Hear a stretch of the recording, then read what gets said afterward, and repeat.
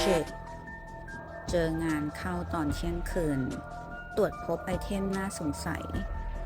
แล้วที่น่าสงสัยที่สุดคือ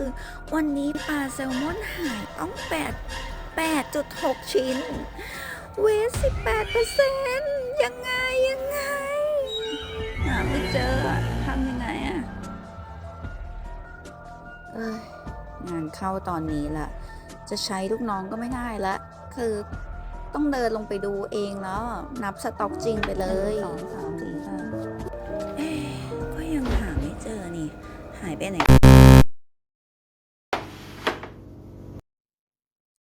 สรุปว่า